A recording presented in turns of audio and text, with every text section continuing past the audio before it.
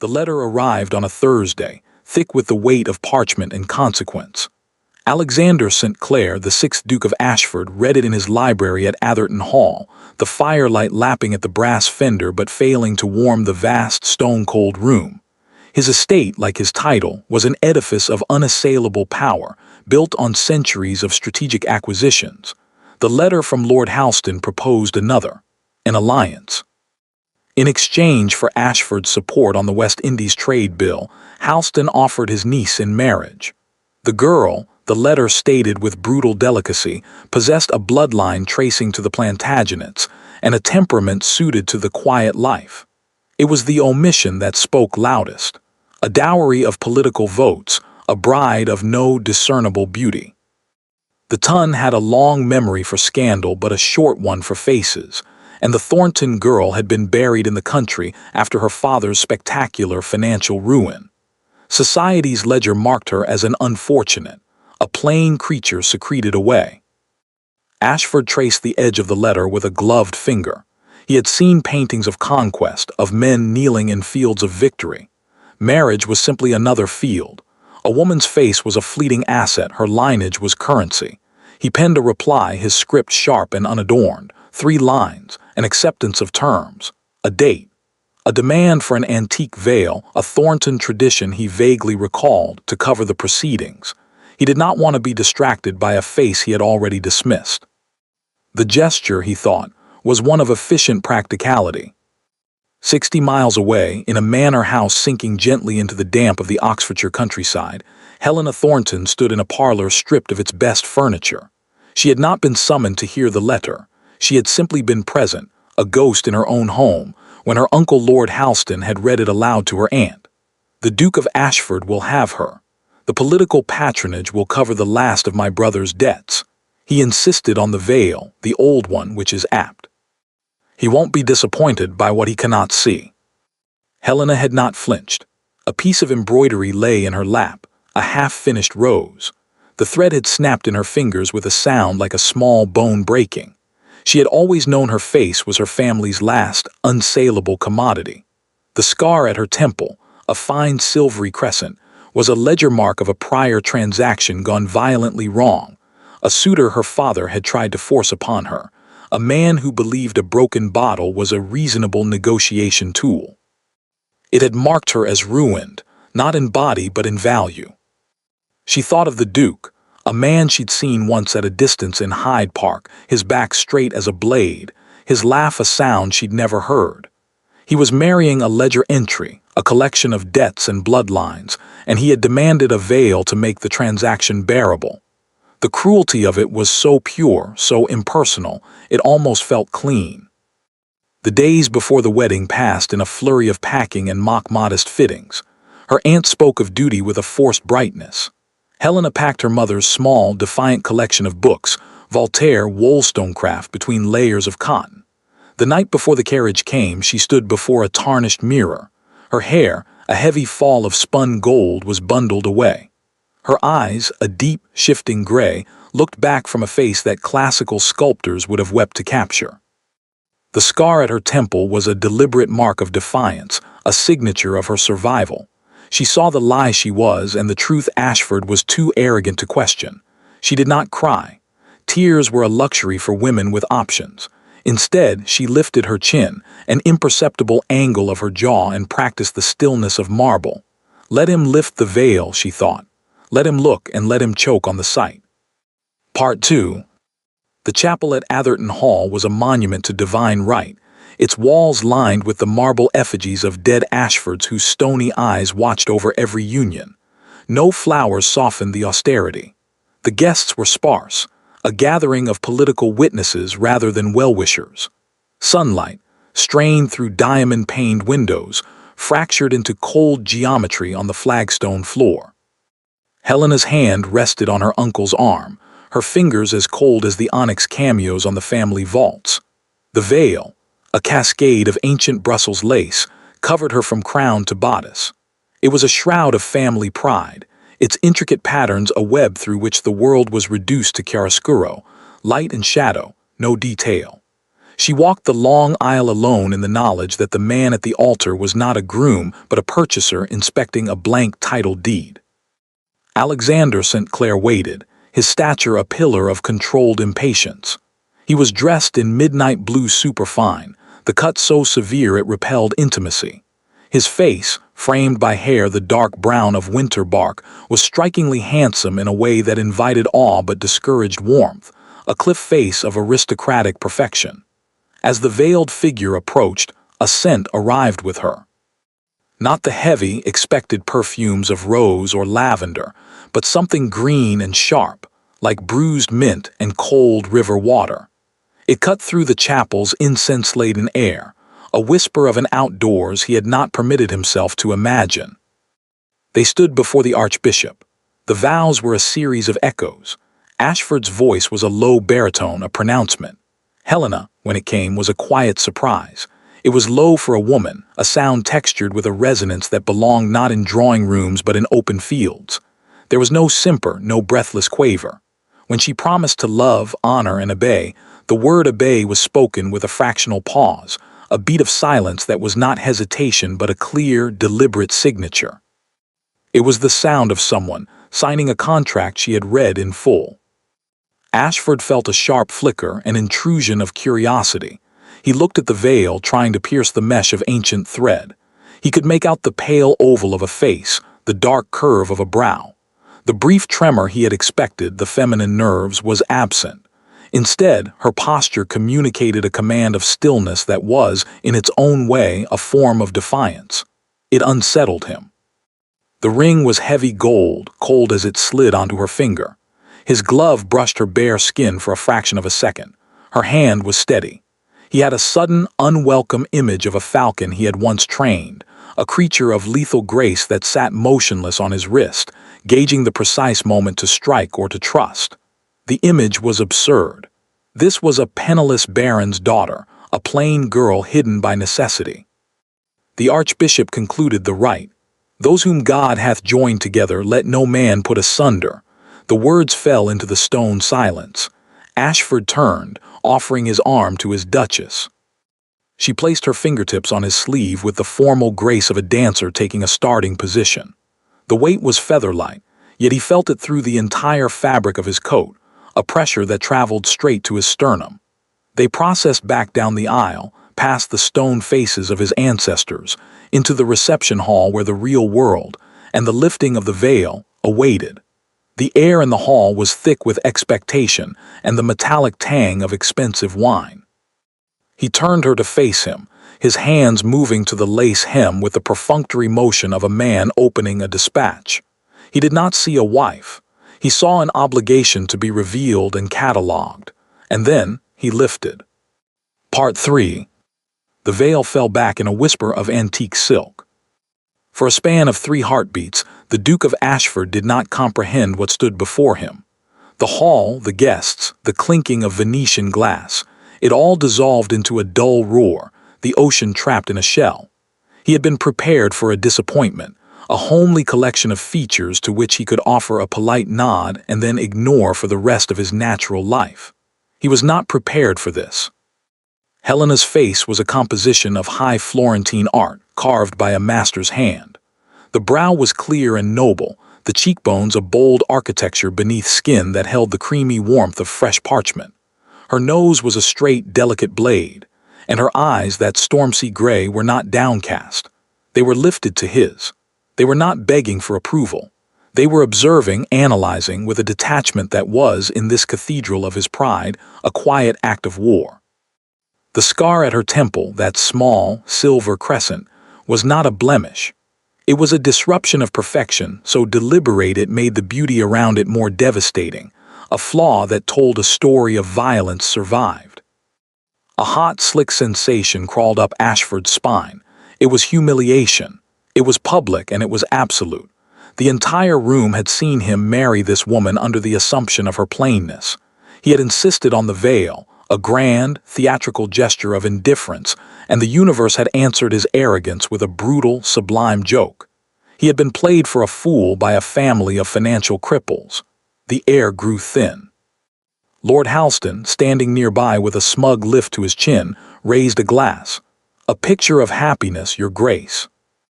Ashford's hand, still holding the hem of the veil, tightened into a fist. The lace, ancient and fragile, tore slightly with the friction. He could feel the eyes of every person in the room, the dowager who had yet to arrive but would surely hear, the political allies who valued his judgment, the rivals who would dine on this moment for a decade. His life, so meticulously ordered, so coldly controlled, had fallen apart in the lifting of a piece of fabric. He leaned in, his face a mask of stone for the audience, his voice a low, venomous whisper meant only for her ears. "A carefully laid trap. You and your uncle. Did you think this theatrical reveal would amuse me?" Helena did not recoil. The gray eyes did not waver.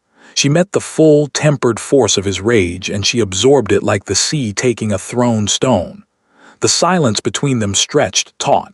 Then she spoke, her voice as low as his, a confidential sound in the midst of the staring crowd. "I thought nothing, Your Grace. You are the one who built a fortress of assumptions and then demanded a veil to seal yourself inside it. I merely walked down an aisle. Your shock is a conversation you are having alone with the man in the mirror." She withdrew her hand from his arm, the gesture slow and entirely self-contained, and turned to accept the murmured, confused congratulations of a nearby countess. She did not look back at him. Ashford was left standing in a vacuum of his own making, a torn piece of lace in his hand, the architecture of his world cracking beneath a realization heavier than any insult. He had not been deceived by her. He had been ambushed by his own contempt. The beautiful, scarred woman now gliding through the crowd, a serene vision in her wedding gown, was not the plain liability he had purchased. She was something far more dangerous. She was a truth he could not bear. Part 4. Atherton Hall in the weeks following the wedding became a battlefield of silence. Helena, now the Duchess of Ashford, was given the Blue Suite, a magnificent, icy set of rooms in the East Wing, as far from the Duke's own apartments as architecture would allow. The distance was a declaration. He did not visit. He did not speak to her beyond the rigid necessities of shared meals, which were exercises in culinary torture, the clink of silver on porcelain the only permitted dialogue. His contempt was a palpable force, a glacial wind that swept through corridors. He made it known, through 100 subtle cuts and cold glances, that she was an interloper who had arrived under false pretenses. The scar on her temple he never mentioned, yet his eyes flicked to it often, a combination of morbid fascination and disgust. He assumed it was a product of rustic clumsiness, a confirmation of her unsuitability. Helena endured. She did not attempt to bridge the chasm. Instead, she began a quiet campaign of reclamation. She discovered the vast library, neglected for a generation, and ordered its restoration. She walked the overgrown paths of the East Garden with the head gardener, a man so ancient he seemed made of soil and wisdom, discussing drainage and the reintroduction of wild orchids. The staff, accustomed to the Duke's cold efficiency and explosive bouts of temper, observed this new duchess who remembered their names, who inquired after a cook's ailing son, who moved with a quiet, uncomplaining dignity that made the Duke's behavior look monstrously petty. The arrival of the Dowager Duchess of Ashford, Alexander's mother, was a storm cloud on the horizon. She was a woman who had ruled the hall with an iron hand for 30 years, now residing in the dower house but returning on wings of scandalized gossip. Lady Margaret St. Clair was terrifying in black bombazine, her eyes sharp as surgical steel. She summoned Helena for tea in the Rose Salon, an interrogation disguised as a social call. "They say you presented yourself as plain and emerged from a cocoon of lace, a veritable goddess," the dowager stated, her tone leaving no room for evasion. "A cunning trick." Helena poured the tea with a steady hand, the heavy silver pot requiring a strength that belied her slender frame. "They are incorrect, Lady Ashford. I presented nothing. The veil was his command, not my contrivance.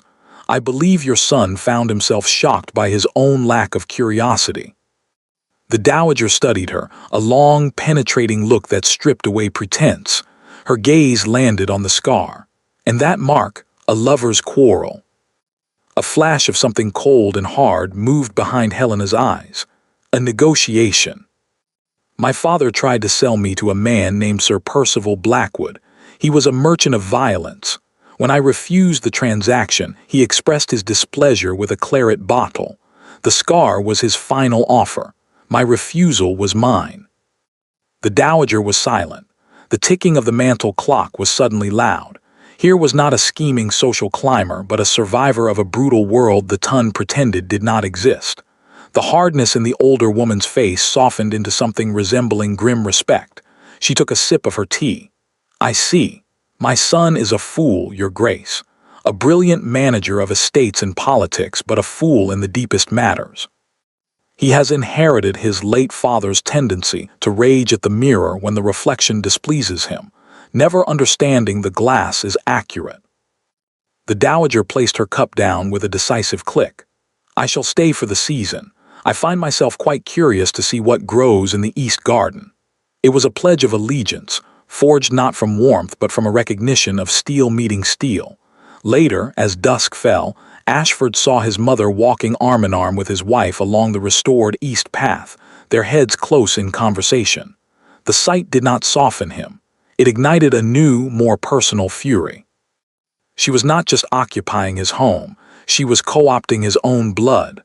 The Cold War was escalating, and he did not yet know that he was losing. Part 5. The country ball at the Marquis of Fenwick's estate was the first public test of the Ashford Union. The Tun was a single organism of avid observation, and the new Duke and Duchess were the primary specimens. Helena descended the grand staircase of Fenwick House in a gown of deep forest green, a deliberate eschewing of virginal pastels. Emeralds, part of the Ashford collection she had claimed from the vault without asking permission, glinted at her ears. The entire ballroom's attention gravitated toward her, a pull of collective fascination. Lord Barrington, a political rival of Ashford, with the charm of a serpent and the ambition of a Caesar, cut through the crowd to her side before her husband could stake his territorial claim. Barrington bowed low, his smile a polished blade. Your Grace, the rumors did not do you justice. They spoke of beauty but omitted the incandescence. Ashford, standing a mere 10 feet away in a conversation that had just ceased to matter, felt a surge of territorial rage that stunned him with its ferocity. Barrington's hand held Helena's for a fraction too long. Her smile in response was polite, a flicker of social grace that Ashford read as encouragement. The jealousy was a physical poison, flooding his veins and blurring the edges of his vision. He extracted himself and moved with the subtle, deadly momentum of a warship. Barrington, he acknowledged, his voice a blade of ice. I see you've met my Duchess. The dance began, a quadrille of exquisite manners and underlying violence. Ashford claimed his husbandly right to the first waltz. His hand settled on her waist, and the contact was a shock of static. They had not touched since the wedding. She moved with him flawlessly, their physical harmony a cruel mockery of their emotional discord. You will not speak to Barrington again, he said, his voice a low command against the shell of her ear. I shall speak to whomever I please, Alexander, she replied, the first time she had used his Christian name, and it landed as a whiplash. You have ceded the right to command my affections. You hold only the title to my name. The waltz ended. He led her with a pressure on her arm that was barely civil out through the French doors onto the moonlit terrace. The cold night air struck them. That scar, he demanded, his control fracturing. You will tell me its origin. I am done with the mystery. Helena pulled her arm free, stepping to the stone balustrade. The moonlight silvered her profile, turning her into a statue of sorrowing marble. She did not look at him. Her voice, when it came, was a stark, unadorned account. She told him of her father's debts, of Sir Percival Blackwood, a man whose wealth came from misery. She described the dim study, the locked door, the proposal that was a threat. She told him of the claret bottle, of the shattering glass, of the searing pain and the flow of blood, and how she had stood, a girl of 18, and told the brute that she would rather be scarred for life than be his property. The words fell into the quiet garden. The music from the ballroom seemed a distant, frivolous dirge from another world. Ashford stood utterly still. The story was a wrecking ball. The rage he had felt, the jealousy, the humiliation, they were revealed for what they were, the tantrums of an overgrown child. Her silence, her dignity, her refusal to explain, it was not deception. It was the quiet of a battlefield after the dead have been counted. He had built an elaborate fortress of resentment to protect himself from the horror of his own mistake, and she had just walked through its walls with the simple, devastating truth. He opened his mouth to apologize, to rage at her dead father, to offer something, but the words died. She turned from the balustrade. Her eyes in the moonlight were not angry. They were simply tired, and that was infinitely worse. She walked past him back into the swirl of light and music, leaving him alone on the terrace. He gripped the cold stone, looking at his own reflection in the dark glass of the door. He saw a man he did not like. The crack in the Duke of Ashford had become a chasm. Part 6. The portrait gallery of Atherton Hall was a long, echoing vault of memory. Dukes of Ashford, from the first grizzled warrior to Alexander's own cold-eyed father, stared down from gilded frames, their ancestral judgment a silent, heavy presence. It was here that Helena chose to make her stand, though it did not look like a battlefield. It looked like a trunk, packed and roped, sitting at the foot of the stairs. She could no longer exist in the suspended animation of his contempt. The days had become a performance of endurance, and her spirit, though unbreakable, was not a thing to be endlessly battered for no purpose. She had sent a letter to the Dowager, explaining her intention to remove to a small cottage in Dorset, a property secured with the last, untouched moneys from her mother's family. She would not be a prisoner in a gilded cage. She was leaving, not in a flight of shame, but in a quiet, orderly exodus that stripped him of his last, desperate weapon, her presence. She stood before a portrait of the fourth Duke, a man with eyes of flint, as Alexander's footsteps echoed down the long gallery. He had ridden hard from London, his cravat undone, his coat splattered with the mud of a reckless journey. He saw the trunk. He saw the calm resolution on her face, and the terror that seized him was a physical collapse. It was not the cold fury of the humiliated Duke. It was the raw, unmasked panic of a man watching his entire world walk out the door. "You cannot leave," he said, his voice hoarse, stripped of all command. Helena turned. "I can. There is nothing here for me, Alexander. I am a painting you acquired, then regretted. You have made that agonizingly clear. I will not spend my life being a monument to your mistake." He crossed the distance between them, his steps heavy on the parquet. He did not stop until he was closer than he had ever dared, close enough to see the flecks of amber deep within the gray of her eyes. The arrogance, the ice, the rigid pride, it all dissolved. What was left was a man, profoundly flawed and deeply terrified.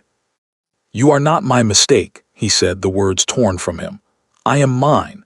I built a shell of pride so thick I could not see what was in front of me. When I lifted that veil, I did not see a trick. I saw a future I did not deserve, and it terrified me. I have been a coward, Helena. I have been cruel. I have been every monstrous thing you must believe me to be." He paused, his breath ragged. The confession was an avalanche. "You asked about your scar. I have my own. They are not on my skin. They are every cold word, every calculated cruelty I deployed to keep you at a distance, because I knew if you came closer, you would see the vast, empty wasteland inside the great Duke of Ashford." He reached out, his hand stopping just short of her cheek, trembling with the effort of restraint. "I do not love you for the face that stunned a ballroom. I love you for the spine of iron that withstood a husband who was his own worst enemy. I love you for the stillness with which you faced my rage, a stillness that was stronger than any army. I love you for the woman who withstood a broken bottle and a locked door and emerged with her soul unbroken. Please, do not leave. Teach me how to be a man worthy of the space you occupy." His voice broke on the last word. In the long gallery of silent dukes, the most powerful man in the county was not commanding. He was begging. He was undone. Part 7. Helena did not stay, not on that day. The silence in the gallery after his confession was the most profound yet. She looked at him, this duke on the precipice of devastation, his mask shattered at her feet, and she felt a great, shifting wave of emotion. But it was not the placating forgiveness of a romantic novel. It was the fierce, protective love of a woman who had survived too much to accept a half-formed promise. "I will go to Dorset," she said, her voice clear and unwavering. "You have spoken words today, Alexander, that needed to be said, but words are a breath. I have lived my entire life in the wreckage of men's spoken intentions, my father's promises, Blackwood's threats, your vows. I need to breathe air that is not heavy with the dust of this hall. I need to find out who the Duchess of Ashford is when she is not a soldier in a silent war." She left at dawn. The carriage rolled down the long drive and he watched it from the window of his study, a man gutted and hollow. The dowager standing beside him offered no comfort. "She is made of a substance you have never encountered, Alexander. Reality. Go after it or don't. But if you do, you will not command her to return. You will ask." 3 weeks passed. Spring crept into the hedgerows. Ashford, for the first time in his life, undertook a journey without a single servant. He arrived at the small, ivy-clad cottage in Dorset on horseback, dusty and stripped of all insignia of his rank. He looked like an ordinary man, worn by the road and by regret. He found her in the back garden on her knees in the dark, rich earth. She was planting lavender. Her hair, that spun gold, was tied back with a simple ribbon. Her hands were dirty. She looked up at his approach and there was no surprise in her gaze, only a quiet, evaluating stillness. He did not speak of the house, the title, or London. He walked to the edge of the small garden, his heart a desperate, beating drum. He reached into his coat and pulled out a small leather pouch. Kneeling in the damp soil opposite her, an act of complete abdication of his pride, he untied the pouch and poured a stream of small, brown seeds into his palm. "I have no right to ask anything of you," he said, his voice raw with the journey and the emotion. "But I have brought seeds. Lavender like yours, but a different variety from the high fields of Provence. I thought they might grow well next to these, if you will allow it." It was not a proposal of marriage. That had been the cold contract in the chapel. This was a proposal of partnership. It was a request to cultivate a shared patch of earth, to nurture something fragile from nothing, and to see if it could take root. He knelt, the Duke of Ashford, soil staining his fine breeches, holding a handful of seeds like an offering. Helena watched him. She saw the tremor in his hands, the earnest, desperate hope in his eyes. She saw a man who had finally truly fallen apart and in the dismantling had made room for something new. She did not speak. She simply reached out, took a single, tiny seed from his palm and pushed it gently into the earth between them. It was a command without words, a test, and an invitation. He let out a breath he had been holding for 1,000 miles. And together, under the soft Dorset sun, they began to plant, the silence between them no longer a weapon but a beginning.